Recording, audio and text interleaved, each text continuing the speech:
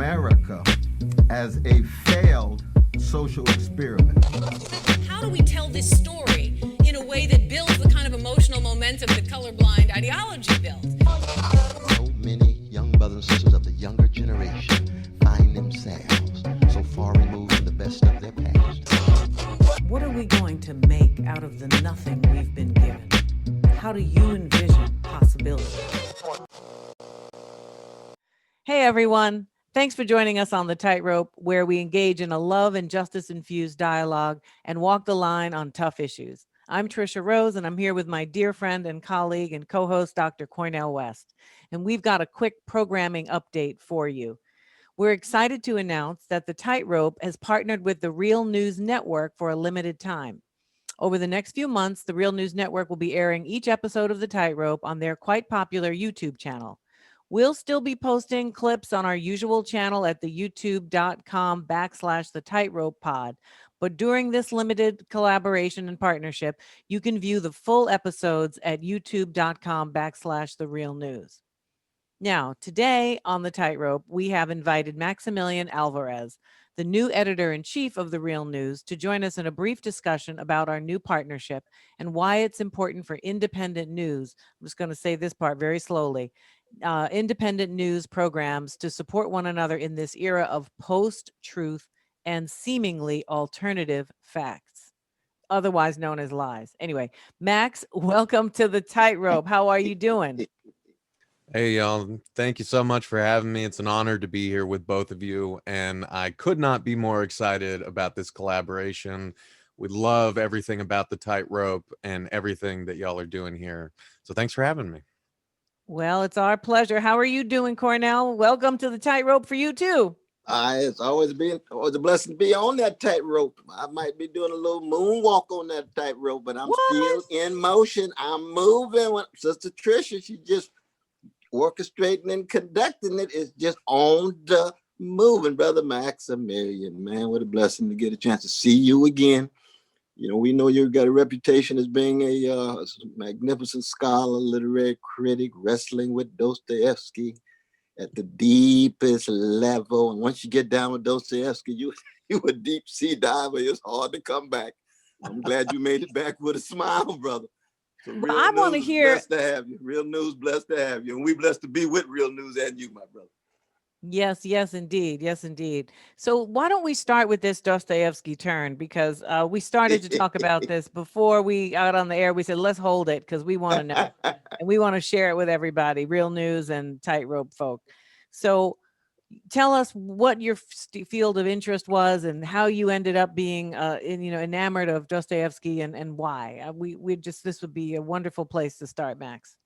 Man, my freshman self would be, would probably faint if he knew that I would be having this conversation with y'all years later. But yeah, I mean, it's something that I brought up to y'all before we started recording because, I love how much, Dr. West and Dr. Rose, you bring up literary figures. And I know that Dostoevsky has a special place in Dr. West's heart. And so every time I hear him mention Dostoevsky, it really kind of means something personal to me. Because I grew up, a conservative Catholic Mexican kid in Southern California. I was raised in a very conservative part of Southern California, kind of the heart of the Reagan Revolution. And I came to college, with a lot of ideas about how the world worked and how people worked. And I was originally intending to be a biology major and to become a medical doctor. Then one fateful winter, I picked up the biggest book that I could find, which was The Brothers Karamazov by Dostoevsky. And it frankly changed my life. I ended up, after taking a whole course on that with my beloved and departed mentor, Professor Norman Ingham at the University of Chicago, he took me under his wing. He showed me that there was a lot more to discussing literature, and literature had a lot more to teach me than I'd previously thought. And so I ended up switching my major to Slavic languages and literatures with a focus on Russian. I would go on to get my master's in Russian literature. And, I think that as a human being, more than anything, Dostoevsky opened my world and my worldview. He is so attentive to the complex psychologies and inner emotional worlds of the different characters that he creates, and he puts them in conversation with each other in such a beautiful literary laboratory, that I honestly think it was that experience of reading Dostoevsky and then other authors that helped me break out of my conservative worldview, because it allowed me to see the world outside of my own head and imagine the struggles and interior lives of other people. And that's a gift that Dostoevsky gave me that I'll forever be grateful for. Mm. No, it resonates deeply in my own soul, though, brother. The most profound indictment of Christian faith written by a Christian himself. Yeah. Are you an Alyosha? Are you an Ivan? Or are you a Dmitri? I think that's always the Brother, I am with the holy fools. Your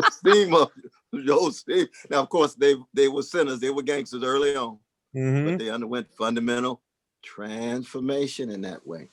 But there's nothing like those. I remember when I first ran a Snoop Dogg, and he told me, he said, brother, he said, the world is divided between those who love the dramatics and those who love the temptations. I know you love the dramatics, and I do too. So we're on the same side. I say, Snoop, you're absolutely right. And I say, the world is divided between those whose lives have been changed by Dostoevsky and those who have not yet had a chance to engage him, because he cuts that deep. Now, I'm a Chekhov man, but that's another discussion. Chekhov is there waiting after you go through the brook of fire. And Dostoevsky is, in so many ways, that brook of fire that we all go through. That's right. More than anything, Dostoevsky will always be my first great literary love. But as much as you're a Chekhov man, I'm a Gogol man. I wrote both. You go with Nikolai. Ooh. Nikolai Gogol. Yeah. Nikolai Gogol himself. Dead Souls. No, that's we're not that far apart. Gogol and Chekhov, because they're comic writers. And the way that Dostoevsky's not a comic writer, he's a tragic writer. Yeah, absolutely. So Max, tell me, what I mean, let me push you a little bit on Dostoevsky, and then I want to know how you got from Dostoevsky to the Real News Network, because it's a little bit of a leap, not a huge leap, not as big a leap as being a biology major and then moving to Dostoevsky. But Dostoevsky isn't the only writer who gives you a rich interior world of people, right? So I mean, not to diminish him, right? But to say that many great literary figures have that gift. That's part of what makes great literature great. Tell me what in particular captured you in your imagination about the kind of world that Dostoevsky creates, or the kind of struggles that he addresses. Is there something that you can say more about specifically? I mean, if he was that pivotal that he just moved your whole cruise ship right across the water, you were going one way and then you move this whole heavy life direction into another way, I want to hear a little bit more about what he tapped into for you. Absolutely. No, and you're right. I mean, in many ways, Dostoevsky was my gateway drug to a whole world of literature, to which I think I will be an everlasting student. And I'm really grateful for my professors, my parents, and everyone who put me on that path. But I would say that in as much as Dostoevsky gave me that gift, right? Writers like Carson McCullers and James Baldwin have given me that gift again and again. And, I think that more than anything, I was talking about this recently on the David Feldman show when I was trying to explain why I'm a Marxist humanist and where my Marxist humanism comes from, and why I learned so much about it from authors, literary authors, even those who are not, by any means Marxists. And I think Dostoevsky is a perfect test case for that, right? Because, everything that I do politically and everything I do, in the world of media and the way that I try to just act in the world, right, is driven by, I think, a fundamental understanding of how valuable human life and dignity are, what they really mean for all of us, and how they guide that quest to discern what it means to be human is what guides so much of our lives. Yeah. And Dostoevsky, the reason his books are so big is because he doesn't just explain to you, the kind of deep intellectual problems that he's trying to work out.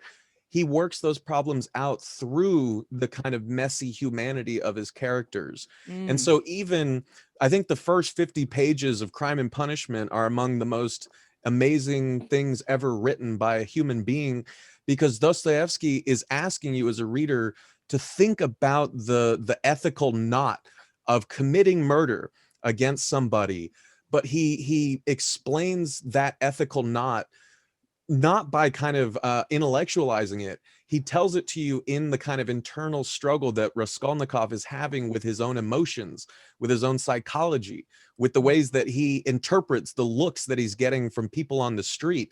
That's the way that you see him as a human being navigating kind of this deep intellectual see. question.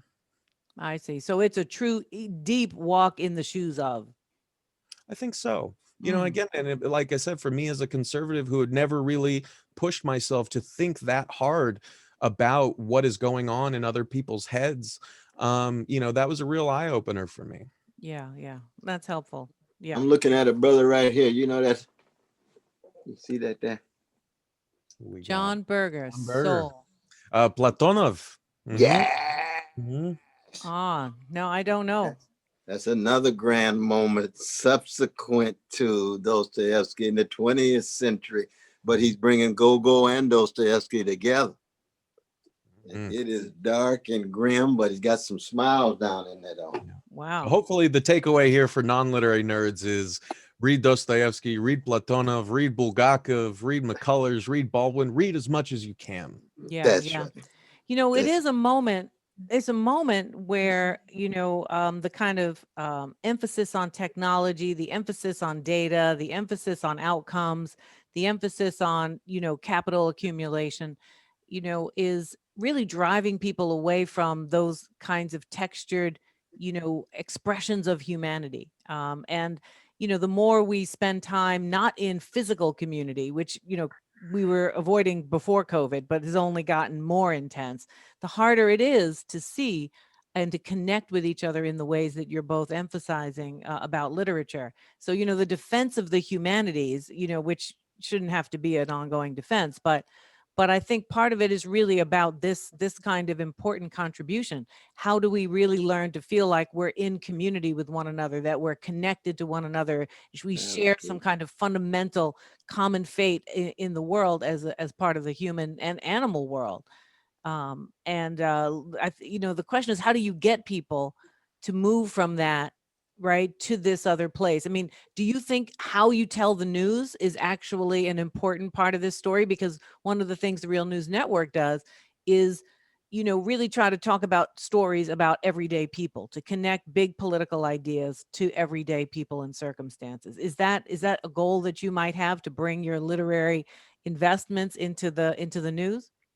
See, this is why Professor Rose is such a great host, right? She can take our discussion of Dostoevsky and bring it back to where we need to be in such a beautiful way. I think that's absolutely right. You know, and you had asked me previously, Dr. Rose, about how we got from like my love of Russian literature to where I am now. You know, I think I can answer your question by way of responding to that previous question, right? Because it will shock no one to learn that I graduated, you know, in the depths of the Great Recession. And when you graduate into a recession with 2 degrees in Russian literature, you're going to have a hard time finding a job.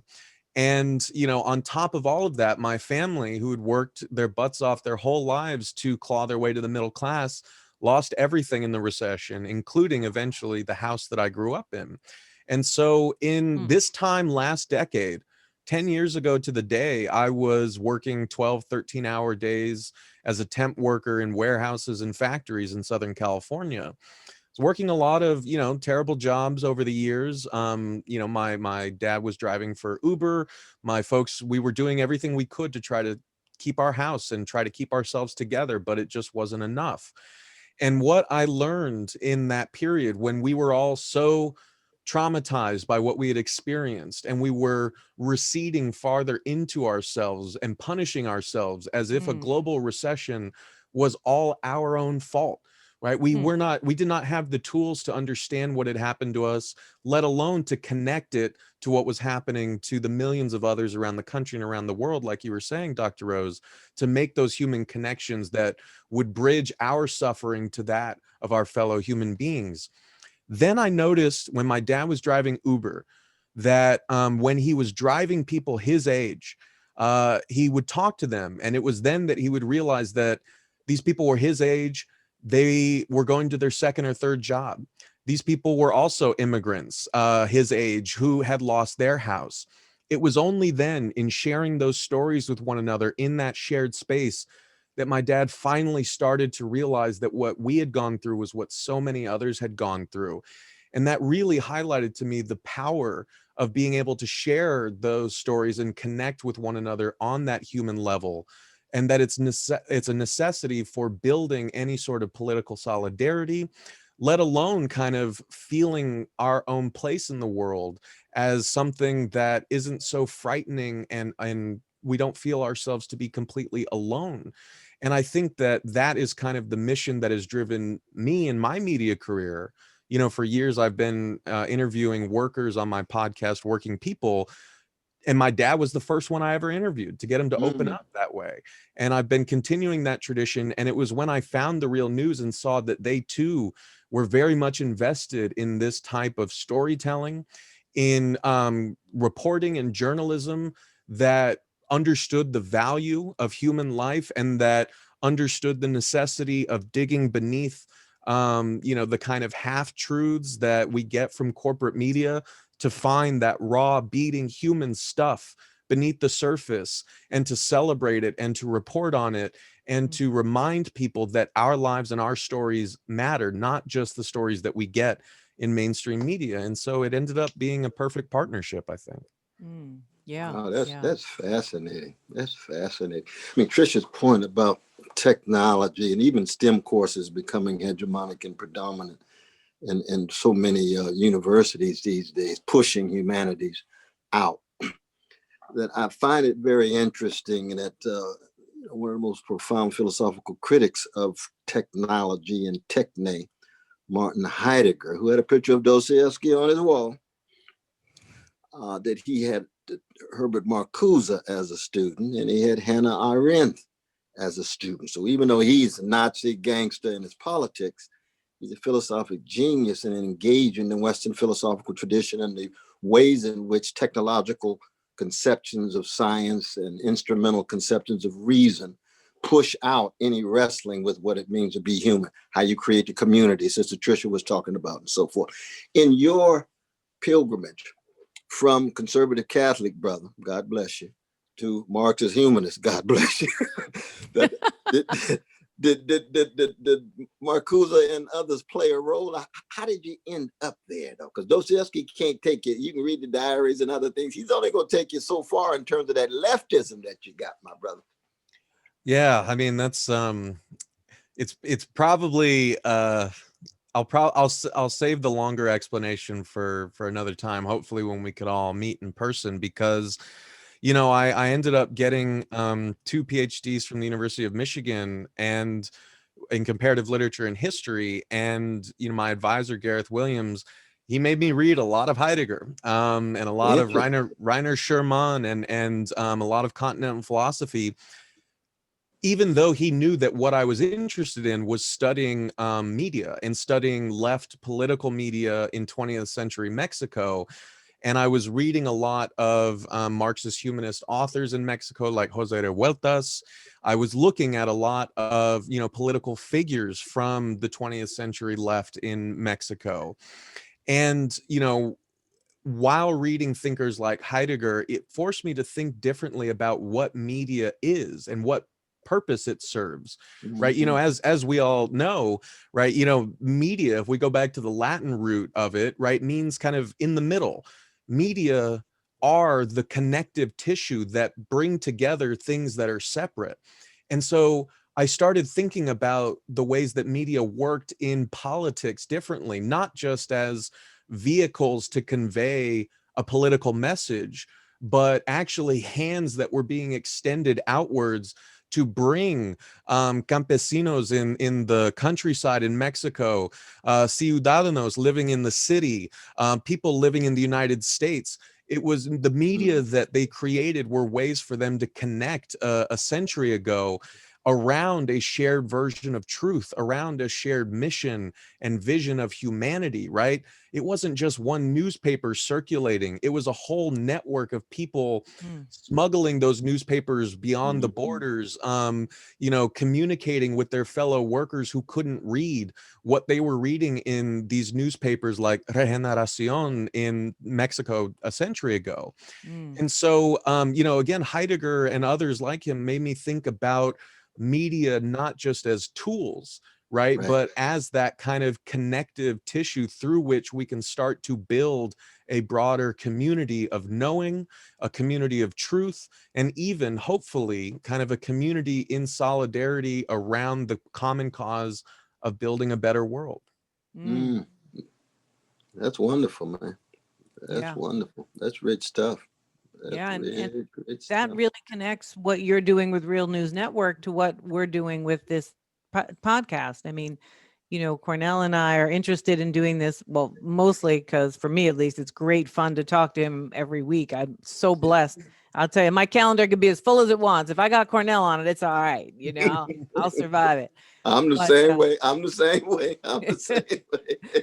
And can I say, it comes through. I mean, the joy that you two have conversing with each other has been such a light in these dark times. I just really wanted to thank you both for that.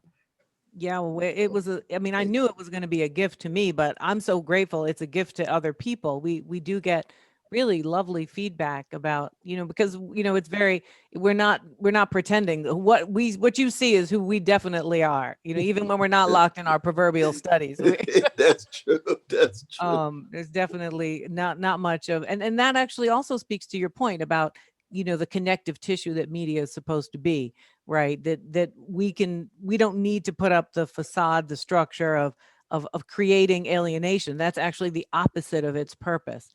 So tell us what's ahead for you in the Real News Network, and what kinds of highlights we can expect from what's going to be coming up.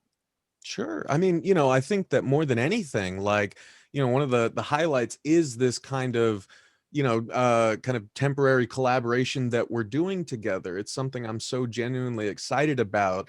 As you mentioned, we have a lot of great shows at the Real News. We have the Mark Steiner Show. We have Rattling the Bars with longtime political prisoner and Black Panther Eddie Conway. We have the Police Accountability Report hosted by Stephen Janis and Taya Graham. We do a lot of great work that I'm very proud of at the Real News. But I think that this collaboration between us and the Tightrope, I think, is really elevating us to where we want to be. And I wanted to kind of, explain why for a second, if I may, right? Because, I think it's generally understood for people that outlets like the Real News, we emerged originally to combat, I think, the corporate media's stranglehold on truth. Right. Like there was, and we see ourselves participating in a long, proud tradition of independent media in this country and beyond that has fought that fight in ages past. Right. But I think that the struggle that we face today, all of us who are involved in media, is quite different. Right. The media ecosystem that we had before, where the mainstream institutions of mainstream media institutions dominated, I think, as a source of publicly sanctioned truth, that ecosystem has kind of shattered. And what we've been left with is this kind of very super saturated media ecosystem where there are so many kind of voices, there's so many YouTube shows, podcasts, but there's also a lot of ways that in that kind of messy ecosystem, that super saturated ecosystem, that creates a lot of its own challenges that you both were speaking to before. Right. I would encourage people to read a scholar named Jodi Dean, who I love dearly. And I think her concept of communicative capitalism is really instructive to understand what we're talking about here. Because if you think about it, in societies where information is more centrally controlled, I think the purpose of independent media is quite different, right? It's to break out of that controlled ecosystem and to say the truth that kind of the official institutions will not. But in a society like ours, which is super saturated, again, with information, with voices, with shows, there's so much noise, and we're all so Right. algorithmically sorted into our own little echo chambers Right. that it's almost impossible for us to cohere around a shared notion of truth. And I think that kind of constantly contributes to our inability to connect with one another and discuss the way that you all are able to do on this show. And so I think that's why collaborations like ours are so important, right? Because another aspect of Jody Dean's communicative capitalism concept that I think is really important is that the media ecosystem that we participate in today, it forces us to think like capitalists, right? Even if we're talking like leftists, we as media makers, we're still approaching what we do like capitalists, as if we're in competition with one another, as if we have to lord over our own personal fiefdoms of followers and subscribers, Right. when instead the battle is much bigger, as you two know, right? It's to bring those communities together around a shared principle, around a shared conception of truth. And I genuinely am grateful for the work that you two have done and that everyone on the Tightrope has done, because it's clear that you two understand the power that your clout, that your stature, that your intellect has in a messy ecosystem like that. People listen to you, and you are lending that power to this broader struggle that brings people to your show, that now brings people to the real news, that through social media and the presence you have there puts people in their different algorithmic echo chambers, connects them with each other. I think that is part of the struggle that we are all committed to. Yeah. That's powerful. Brother, you got That's true. powerful vision and a subtle analysis at the same time, and a sparkling personality. You got it all, my brother. He's got the trifecta. No, you ain't lying. Real news, blessed to have you though. But I think what you're saying is so very true. It's so very true. That you think in Dostoevsky's day, the problem was, how do you deal with massive censorship under a czarist-centered authoritarianism? Ours is, we've got the monopolies in communication industry, but there's a variety. I mean, just vast numbers of decentralized units on social media and so forth. And there is a kind of overlapping consensus among many of them, because, if Kim Kardashian is getting millions and millions, and Tightrope is getting our thousands and thousands, and we appreciate it. We on the move. We're not want to be competitive with Sister Kim or nothing. God bless her and Kanye. But you say to yourself, well, it's a different terrain. Yeah. How do we have a cooperative project that allows for our different voices to be heard, but it's still over against the more hegemonic conceptions of ways you engage communication that's very much on the surface: stimulation, titillation, gossip, banter, takedown, trashing, and so forth and so on. Right. And there are two additional things I'd want to add to these fantastic points you both made. And I already wrote down Jody Dean's book. I will be checking it out. That this constant dispersal of media outlets that are everywhere, two things happen. It's not only that certain types of figures don't make it into that story, like our collaboration before last year, we did Sonny Rollins together, and who's talking to Sonny Rollins? Everybody should be talking to Sonny Rollins. He's was amazing, right? Oh my God. And if anyone hasn't listened to that interview, go watch it right now. It is it was magnificent. And then so it's both who just doesn't get attention, right? But then there's also people who have always gotten attention, get attention in a certain way. So you learn about what they know in a certain way. And what we've been about in our collaborations with you and on our own is to ask different kinds of questions, to hear the richness. So AOC, we had a conversation nobody has had with her. Noam Chomsky, our conversation was different than what he normally says. Dr. Fauci, everybody talks to Dr. Fauci, but Cornel brought out all kind of moral, ethical questions and religious thinking that I never hear Dr. Fauci talk about. So this kind of combination of bringing people who are normally excluded into the conversation, who have so much to offer, and also demanding that those who are already in the conversation be given room to talk about things in a broader way, are two different kinds of intervention that I think we are committed to, and also we appreciate our partnership with you for as well. I think that's so beautifully put, and Absolutely. so important, right? Because really what it shows people, I hope it shows people, right, is that you know, as different as our operations may seem, right, we are brought together by that kind of shared commitment to people, right? And I think that what I've valued so much in the tightrope, even knowing like how, you know, it's hosted by these two venerable figures, that you know, there's something there that took me a while to kind of understand. And I think it really came down to the fact of, like you said, Dr. Rose, that you were asking questions of major figures like Representative Ilhan Omar, Noam Chomsky, Michael Moore, Sonny Rollins. But I felt like I was having a conversation with them because there's a real responsibility that we have as media makers to not just kind of build our own personal brands and to curate our voice and our brand of thinking, but to kind of ask the questions that the people who are watching us want to have answered, right? To Right. address the issues that matter to people in their daily lives, the things that they think about when they're staring at the ceiling trying to go to bed every night, when they Right. can't pay rent, when they don't have health care, when Right. working people in this country are struggling. There's a real power in seeing, you know, you two ask these figures that we may have seen on CNN or NBC, but to speak to them from a voice that, you know, I recognize, to speak to them, ask questions about Mm. experiences that I myself have had. There's a real tremendous power in that. And I thank you both for doing it. And again, I could not be more excited for this collaboration between the Real News and the Tightrope. Yes, indeed. Yes, indeed. Oh, you We're- bless us. Real news blesses us.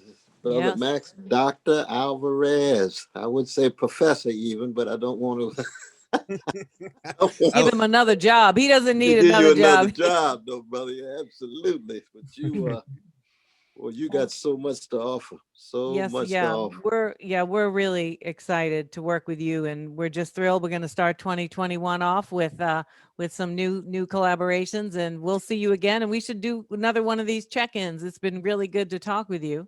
Please. Yeah, I would It's love been to. And great. I have so many questions to ask you both. All right, we'll have a reverse office hours. We definitely got to do this again or make a habit of it. You know what I mean? Yes, Awesome. indeed. Yes, Thank you indeed. so much. And to everyone watching, please tune in to the Tightrope, which will be running at the Real News for this limited collaboration. Support the Tightrope, support the Real News, get involved in this collaborative effort because it's going to take all of us. Yes, That's indeed. so Yes, true. indeed. That's so So, true. you know, we'll Thank you so see you. much, though, Right, we'll brother. see you around. And as Cornel West likes to say, let's stay strong in the struggle. Do what we can do. Stay fortified, and most importantly, stay on the tightrope. All right. Good to see you, Max. Good to see you both.